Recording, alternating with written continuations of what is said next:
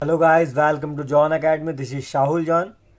आज हम पढ़ने जा रहे हैं टॉपिक भारतीय राष्ट्रीय कांग्रेस के बारे में, जिसका जो प्रसिद्ध नाम है वो है कांग्रेस, जैसा कि आप जानते हैं। इसको शॉर्ट में आज हम पढ़ेंगे। यहाँ आप देख सकते हैं नोट्स के तौर पे भी, भारतीय राष्ट्रीय कांग्रेस अधिकतर कांग्रेस के नाम से प्रख्यात भारत के दो प्रमुख राजनीतिक दलों में से एक है।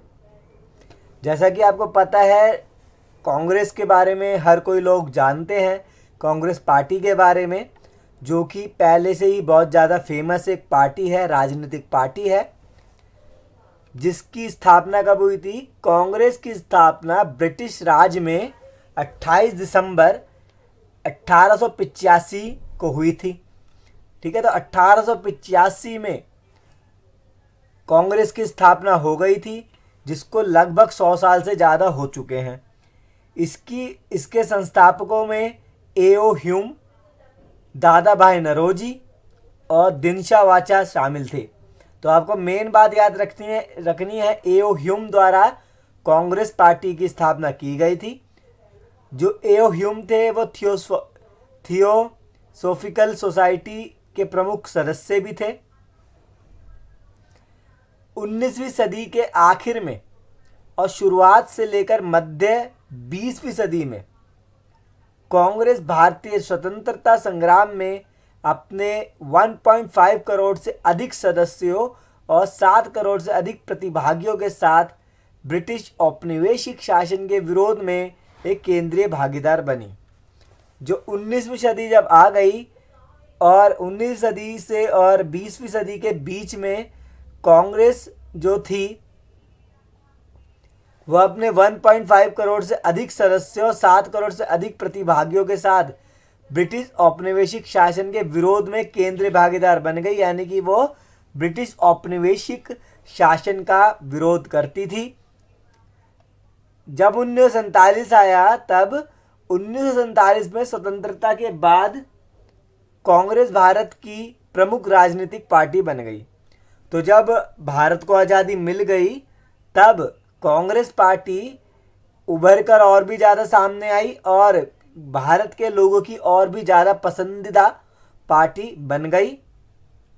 आज़ादी से लेकर 2014 तक 16 आम चुनावों में से कांग्रेस ने 6 में पूर्ण बहुमत हासिल जीता है और 4 में सत्तारूढ़ गठबंधन का नेतृत्व किया है। कुल 49 वर्षों तक वह केंद्र सरकार का हिस्सा रही। और तो और कांग्रेस को एक ऐसी पार्टी कहा जाता था, यानी कि एक जैसे कि छाते के रूप में कांग्रेस को छाता पार्टी भी कहते थे, छतरी पार्टी के नाम से भी कुछ ऐसे उसको कहा जाता था, क्योंकि उसी के छाते के नीचे सब लोग आगे खड़े हो गए। इसका मतलब ये है कि जितनी भी पार्टी निकली है कांग्रेस से, जितनी भी पार्टी आज भारत में दिखाई देती है, वो कहीं ना कहीं कांग्रेस पार्टी से ही निकली हुई है। इसलिए कांग्रेस पार्टी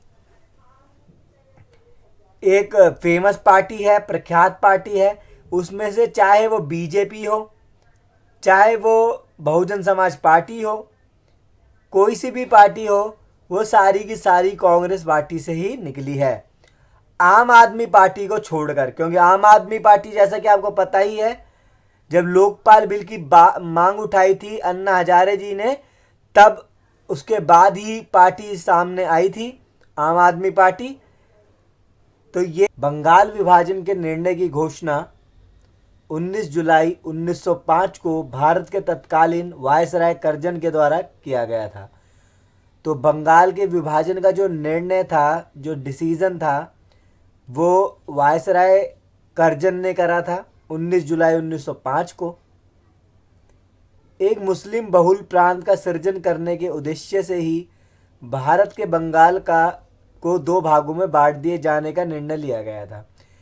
जो ये बंगाल के विभाजन का निर्णय लिया था करजन ने, ये क्यों करा था?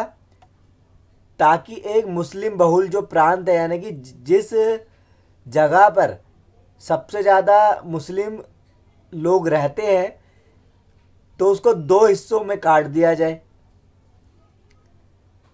बंगाल विभाजन 16 अक्टूबर 1905 से प्रभावी हो गया था। यानी जैसे ही उन्होंने 19 जुलाई को 1905 को बोला था कि ये निर्णय करा कि बंगाल का विभाजन हुआ होगा, तो बाद में कुछ महीने के बाद 16 अक्टूबर 1905 को ऐसा होना स्टार्ट हो गया। इतिहास में इसे बंग के नाम से भी जाना जाता है। तो आपको ये याद रखना है, बंगाल का विभाजन को बंग भी कहा जाता है। यह अंग्रेजों की फूट डालो शासन करो वाली नीति का ही एक अंग था। जैसा कि आपको पता है 1942 में 1942 में फूट डालो शासन करो की नीति स्टार्ट कर दी थी अंग्रेज़ों ने हिंदू मुसलमानों को भड़काकर। तो ये उसी पे आधारित था बंगाल का विभाजन जो है। इसके विरोध में 1908 में संपूर्ण देश में बंग आंदोलन शुरू हो गया। तो ये बंगाल का विभाजन तो शुरू हुआ 1905 में, और इसी से ही इसको बंग आंदोलन भी कहा जाता है, जो कि स्टार्ट हो गया था 1908 में पूरे के पूरे देश के अंदर। इस विभाजन के कारण उत्पन्न उच्च स्तरीय राजनीतिक अशांति के कारण 1911 में दोनों तरफ की भारतीय जनता के दबाव की वजह से बंगाल के पूर्वी एवं पश्चिमी हिस्से पुनः एक हो गए। बाद में क्या हुआ, जब इस विभाजन के कारण राजनीतिक अशांति फैल गई, जब वो लड़ाई झगड़ा करने लगे, राजनीतिक अशांति जब फैल गई, तो 1911 में क्या हुआ, भारतीय जनता की दबाव की वजह से बंगाल के पूर्वी और पश्चिमी हिस्से क्या हो गए, दोबारा से एक हो गए। तो दिसंबर 1906 में ब्रिटिश भारत में ढाका, जो कि आज के समय में बांग्लादेश में है, ऑल इंडिया मुस्लिम लीग की स्थापना हुई थी। ठीक है, तो 30 दिसंबर 1906 में ऑल इंडिया मुस्लिम लीग की स्थापना हुई थी। यह आपको याद रख लेना है। लीग में आगा खां, ख्वाजा सलीमुल्लाह और मोहम्मद अली जिन्ना समेत कई नेता शामिल थे।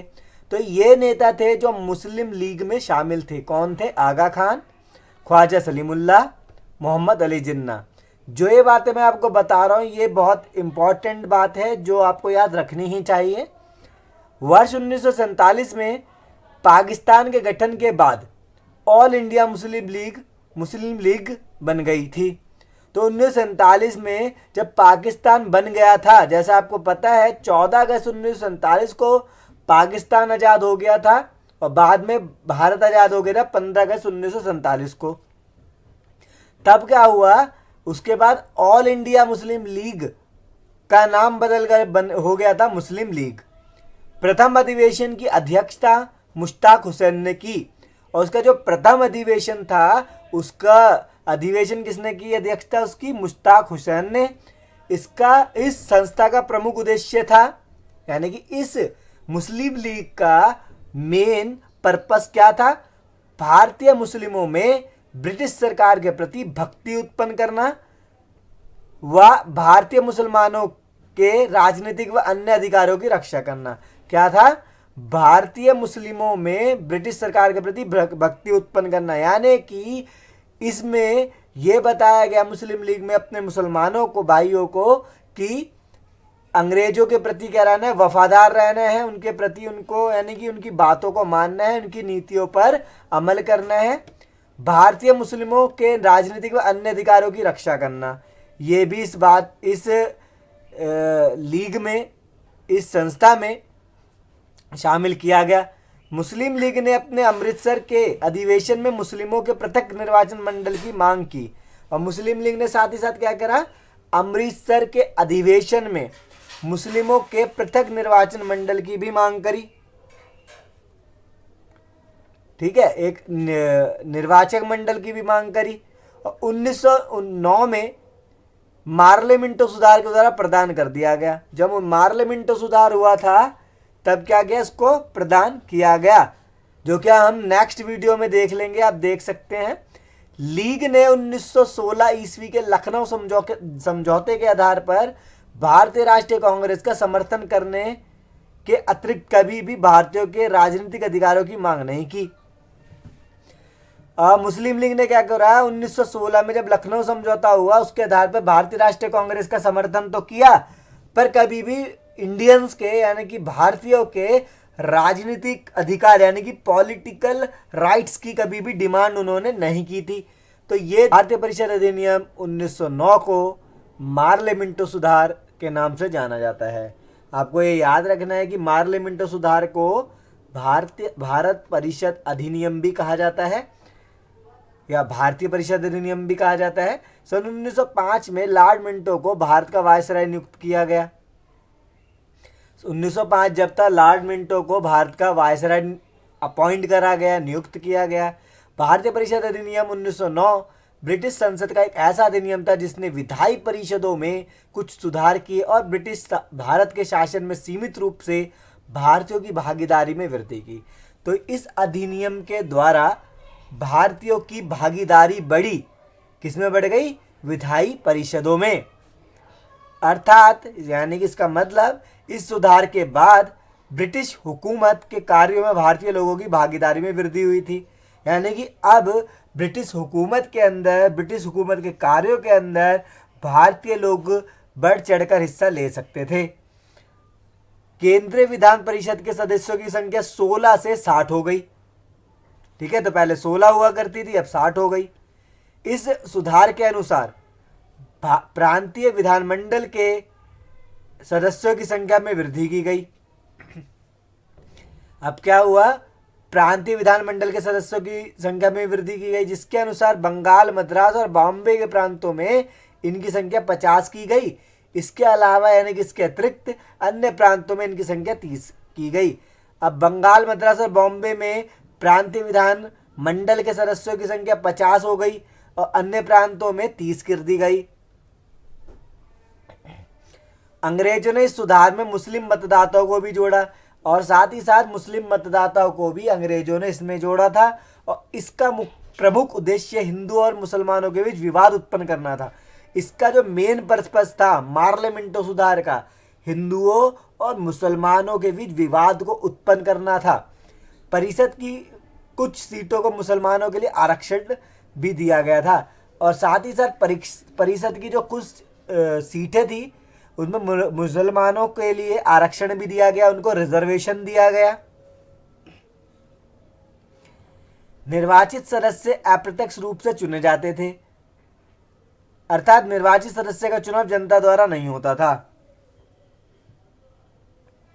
यानी कि जिन लोगों को चुना जाता था वो अप्रत्यक्ष रूप से चुने जा रहे हैं, इनडायरेक्ट तौर पे, और जो चुने भी जा रहे हैं यानी कि जो निर्वाचित सदस्य हो रहे हैं यानी कि जो निर्वाचित हो रहे हैं, जिनको चुना जा रहा है उनको जनता के द्वारा नहीं चुना जा रहा था। निर्वाचन परिषद का गठन स्थानीय निकाय से होता था और जो निर्वाचन परिषद का गठन स्थानीय निकाय से होता था, ये प्रांतीय विधान परिषदों के सदस्यों का निर्वाचन करते के नेतृत्व में चलाया जाने वाला प्रथम जन आंदोलन था। तो असहयोग आंदोलन किसने चलाया, महात्मा गांधी जी ने। इसमें असहयोग की नीति प्रमुखतः से अपनाई गई, यानी कि इसमें असहयोग की नीति को अपनाया गया, यानी कि हम सहयोग नहीं करेंगे। असहयोग से ही पता चल रहा है हम सहयोग नहीं करेंगे, किसका, ब्रिटिशर्स का, यानी कि अंग्रेजों का। इस आंदोलन का व्यापक जन आधार था, यानी कि इस आंदोलन का जो बड़ा जन आधार था, लोग ज़्यादा थे इसमें। शहरी क्षेत्र में मध्यम वर्ग, ग्रामीण क्षेत्र में किसानों और आदिवासियों का इसे व्यापक समर्थन मिला। शहरों में किसने करा, मिडिल क्लास के लोगों ने मतलब इस पर जोर दिया और गांव के अंदर किसानों और आदिवासियों ने। इसमें श्रमिक वर्ग की भी भागीदारी थी। इसके अंदर कौन थे, श्रमिक वर्ग भी थे, जो लेबर होते हैं। इस प्रकार यह प्रथम जन आंदोलन बन गया, इसलिए इसको पहला जन आंदोलन कहा जाता है।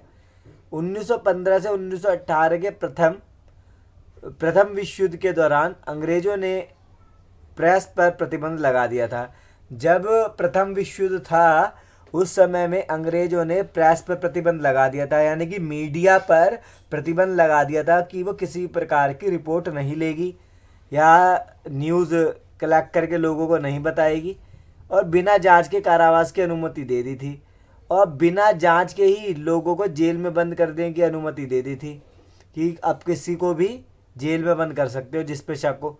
इसके जवाब में गांधी जी ने देश भर में इस अधिनियम के खिलाफ एक अभियान चलाया। तो इस अधिनियम के खिलाफ गांधी जी ने अभियान चलाया, ऐसा एक आंदोलन किसके विरुद्ध चलाया? रॉलेट एक्ट के विरुद्ध। उत्तरी और पश्चिमी भारत के कस्बों में चारों तरफ बंद के समर्थन में दुकानों और स्कूलों के बंद होने के कारण जीवन लगभग ठहर सा गया था। इसमें क्या हुआ, जब उत्तर और पश्चिम भारत के कस्बों में चारों तरफ बंद हो गया तब दुकानें, स्कूल बंद हो गए और जीवन ठहर सा गया। पंजाब में विशेष रूप से कड़ा विरोध हुआ, जहां के बहुत से लोगों ने युद्ध में अंग्रेजों के पक्ष में सेवा की थी, और यहाँ के जो लोग थे उन्होंने अंग्रेजों के पक्ष में भी सेवा करी हुई थी, और अब अपनी सेवा के बदले वे इनाम की अपेक्षा कर रहे थे कि हमने जो सेवा करी है, यानी कि जो इंडियन ने सेवा करी है, उसके बदले में अंग्रेज उनको इनाम दे। लेकिन इनकी जगह उन्हें रॉलेट एक्ट दिया गया। इसके बदले में क्या मिला उनको? रॉलेट एक्ट मिला। अब रॉलेट एक्ट के बारे में आपको पढ़ना पड़ेगा, वीडियो में देख सकते हैं आप। पंजाब जाते समय गांधी जी को कैद कर लिया गया था, स्थानीय कांग्रेस जनों को गिरफ्तार कर लिया गया था। प्रांत की स्थिति धीरे धीरे और तनावपूर्ण हो गई तथा 13 अप्रैल 1919 में अमृतसर में यह खून खराबे के चरमोत्कर्ष पर पहुंच गई, जब एक अंग्रेज ब्रिगेडियर ने एक राष्ट्रवादी सभा पर गोली चलाने का हुक्म दिया। जैसे कि आपको पता है अब कि गांधी जी को कैद कर लिया गया, कांग्रेस जनों को गिरफ्तार कर लिया गया, और आपको इतना पता है कि 13 अप्रैल 1919 को अमृतसर के जलियांवाला बाग के हत्याकांड के अंदर जनरल डायर ने, जो कि एक ब्रिगेडियर था, उसने गोली चलाने के लिए अपने सैनिकों को बोल दिया था, तो वहाँ पर बहुत से लोग मारे गए थे। तो जलियांवाला बाग हत्याकांड के नाम से जाने गए इस हत्याकांड में लगभग 1200 लोग मारे गए और 1600 से 1700 लोग घायल हो गए थे, क्योंकि वो एक पार्क से में थे और जो कि सारी तरफ से बंद था और एक गेट उसका खुला हुआ था, जैसा कि आपको पता ही होगा। तो जलियांवाला बाग में बहुत से लोग मारे गए। तो ऐसे आंदोलन में क्या किया गया, लोगों को मना किया गया कि वो लोगों उनका साथ नहीं देंगे अंग्रेजों का। तो ये था, जिसे नमक मार्च और दांडी सत्याग्रह के नाम से भी जाना जाता है, मोहनदास करमचंद गांधी के नेतृत्व में एक अहिंसक सविनय अवज्ञा आंदोलन था। तो दांडी मार्च को किसके नाम से जानते हैं? नमक मार्च भी कहते हैं, यानी कि सॉल्ट मार्च। दांडी सत्याग्रह भी कहते हैं, जो कि गांधी जी द्वारा लीड किया गया था। इसे 12 मार्च 1930 से 6 अप्रैल 1930 तक ब्रिटिश नमक एकाधिकार के खिलाफ कर प्रतिरोध और अहिंसक विरोध के प्रत्यक्ष कार्रवाई अभियान के रूप में चलाया गया था। तो ये 12 मार्च 1930 से 6 अप्रैल 1930 तक चलाया गया था। क्यों चलाया गया था?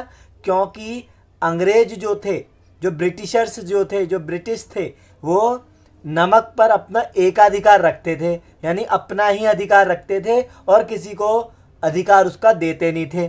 तो उसके खिलाफ में गांधी जी ने दांडी मार्च चलाया था।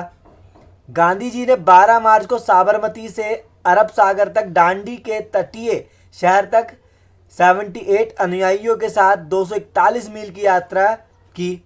तो गांधी जी ने तब क्या करा, साबरमती से 12 मार्च की बात है, गांधी जी ने साबरमती से अरब सागर तक दांडी के तटीय शहर तक 78 अनुयायी लिए और 241 मील की यात्रा की। इस यात्रा का उद्देश्य गांधी और उनके समर्थकों द्वारा समुद्र के जल से नमक बनाकर ब्रिटिश नीति की अवहेलना करना था। जैसा कि हमें पता है कि ब्रिटिश सरकार अपना अधिकार रखती थी, अकेला अधिकार रखती थी, एकाधिकार रखती थी। इसके विरोध में गांधी जी ने एक दांडी मार्च करा था, यानी कि दांडी यात्रा करी थी, और इन्होंने ब्रिटिश का ये कानून तोड़ दिया था कि उनका ही अधिकार है सिर्फ नमक पर, और जब वो नमक बना लेते हैं तो उनका ये विरोध हो ही जाएगा अंग्रेजों का। तो उन्होंने क्या करा, उनके समर्थकों द्वारा समुद्र के जल से क्या करा, नमक बनाया और ब्रिटिश नीति की अवहेलना करी, यानी कि समुद्र के जल से नमक बनाकर ब्रिटिश की नीति को उन्होंने तोड़ डाला।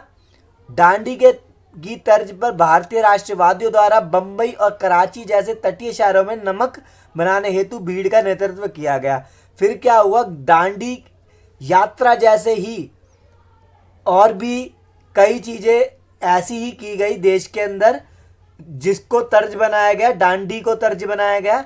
तो भारतीय राष्ट्रवादियों ने क्या करा, बंबई में और कराची में उसके तटीय शहरों में नमक बनाया और उनके कानूनों को तोड़ डाला।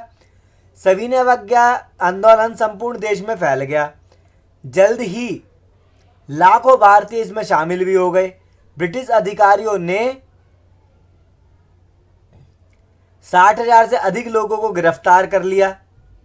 जब ये नमक कानून तोड़ा गया, दांडी मार्च निकाला गया, उसके चक्कर में अंग्रेजों ने क्या करा, ब्रिटिश अधिकारियों ने क्या करा, 60,000 से अधिक लोगों को गिरफ्तार कर लिया। और 5 मई को गांधी जी के गिरफ्तार होने के बाद भी ये सत्याग्रह जारी रहा। पर 5 मई को जब ये गांधी जी को गिरफ्तार कर लिया गया, तब ये सत्याग्रह फिर भी चालू रहा। तो ये जो कि एग्ज़ाम के पॉइंट ऑफ व्यू से बहुत इम्पोर्टेंट है। स्टार्ट करते हैं। क्रिप्स मिशन ब्रिटिश प्रधानमंत्री चर्चिल द्वारा ब्रिटिश संसद सदस्य तथा मजदूर नेता सर स्टैफर्ड क्रिप्स के नेतृत्व में मार्च 1942 में भारत भेजा गया था। जो क्रिप्स मिशन था, प्रधानमंत्री चर्चिल और ब्रिटिश संसद सदस्य तथा मजदूर नेता जो थे सर स्टैफर्ड क्रिप्स के नेतृत्व में 1942 में भारत में आया, जिसका उद्देश्य क्या था, भारत के राजनीतिक गतिरोध को दूर करना था। हालांकि इस मिशन का वास्तविक उद्देश्य युद्ध में भारतीयों को सहयोग प्रदान करने हेतु उन्हें फुसलाना था। यानी कि जो पर्पस था क्रिप्स मिशन का, उसका पर्पस था कि भारतीयों को क्या करना है, फुसलाकर प्रथम विश्व युद्ध सेकंड विश्व युद्ध जो हो रहा था उसके अंदर उनको लाना है। ठीक है, तो द्वितीय विश्व युद्ध के अंदर भारतीयों को सहयोग के लिए फुसलाकर लाना ही क्रिप्स मिशन का उद्देश्य था। सर क्रिप्स ब्रिटिश युद्ध मंत्रिमंडल के सदस्य भी थे तथा उन्होंने भारतीय राष्ट्रीय आंदोलन का सक्रियता से समर्थन किया था। कांग्रेस की ओर से जवाहरलाल नेहरू तथा मौलाना अब्दुल कलाम आज़ाद को क्रिप्स मिशन के संदर्भ में प्रशिक्षण एवं विचार विमर्श हेतु अधिकृत किया गया था। तो कांग्रेस की ओर से कौन थे, जवाहरलाल नेहरू और मौलाना अब्दुल कलाम आज़ाद जी। और ठीक है, तो ये हो गया। मिशन भेजने के रीज़न क्या था, कारण क्या था। जहाँ एक और दक्षिण पूर्व एशिया में ब्रिटेन को करारी हार का सामना करना पड़ा। दक्षिण पूर्व एशिया में तो ब्रिटेन को करारी हार का सामना करना पड़ रहा था, वहीं दूसरी ओर भारत पर जापान के आक्रमण का भय दिनों दिन बढ़ता जा रहा था।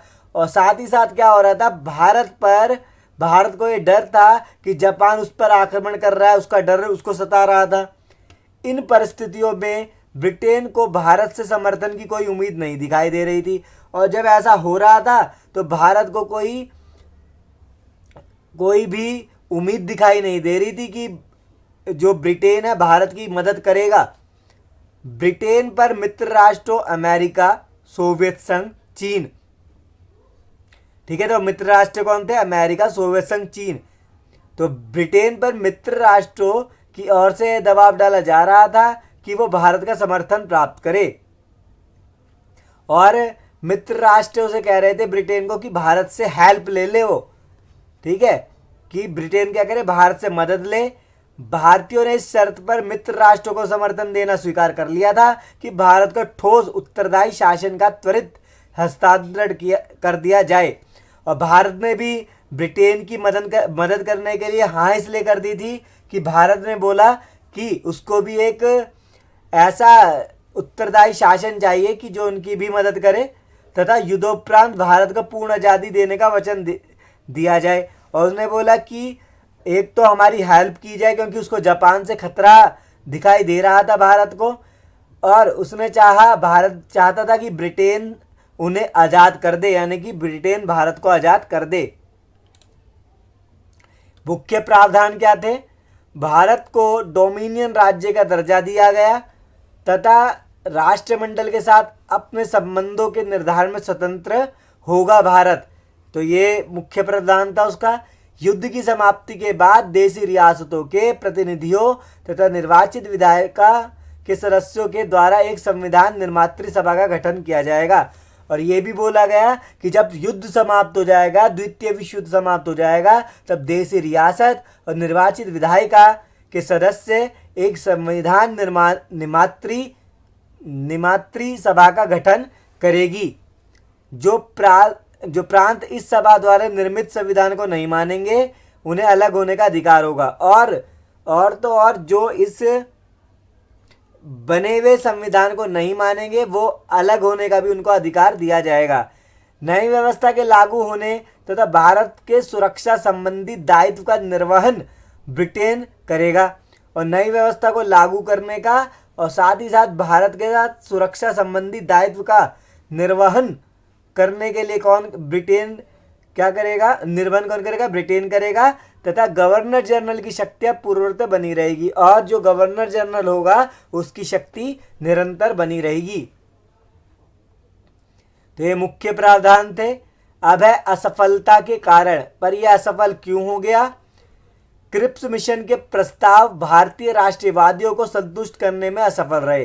जो क्रिप्स मिशन के प्रस्ताव थे उससे भारतीय राष्ट्रवादी खुश नहीं हुए तथा साधारण तौर पर भारतीयों के किसी भी वर्ग की सहमति नहीं प्राप्त कर सके। और क्रिप्स मिशन उनकी सहमति भी प्राप्त नहीं कर सका भारतीय राष्ट्रवादियों की। विभिन्न दलों तथा समूहों ने अलग अलग आधार पर इन प्रस्तावों का विरोध किया, और बहुत से दलों ने, बहुत से समूहों ने इसका अलग अलग आधार पर इस प्रस्ताव का, क्रिप्स मिशन का विरोध किया। कांग्रेस ने निम्न आधार पर प्रस्तावों का विरोध किया। कौन कौन से प्रस्ताव थे? कांग्रेस ने किन कारणों पर, किस आधार पर इस मिशन का, इस प्रस्ताव का यानी कि क्रिप्स मिशन का विरोध किया? वो ये है, भारत को पूर्ण स्वतंत्रता के स्थान पर डोमिनियन स्टेट का दर्जा दिए जाने की व्यवस्था। वो क्या कर रहे थे? वो पूर्ण स्वतंत्रता तो नहीं दे रहे थे भारत को, बल्कि डोमिनियन स्टेट का दर्जा दे रहे थे। देशी रियासतों के प्रतिनिधियों के लिए निर्वाचन के स्थान पर मनोनयन की व्यवस्था, और देशी रियासतों के प्रतिनिधियों के लिए निर्वाचन तो कर नहीं रहे थे बल्कि उनको मनोनयन की व्यवस्था कर रहे थे उनके लिए, यानी कि मनोनीत कर रहे थे। प्रांतों को भारतीय संघ से पृथक होने तथा पृथक संविधान बनाने की व्यवस्था भी दे रहे थे, यानी कि प्रांतों को बोल दिया उन्होंने कि तुम अलग हो सकते हो भारतीय संघ से और अपना संविधान भी बना सकते हो। इससे कांग्रेस खुश नहीं थी, जो कि राष्ट्रीय एकता के सिद्धांत के विरुद्ध था। जो कि किसके विरुद्ध था? राष्ट्रीय एकता के सिद्धांत के विरुद्ध।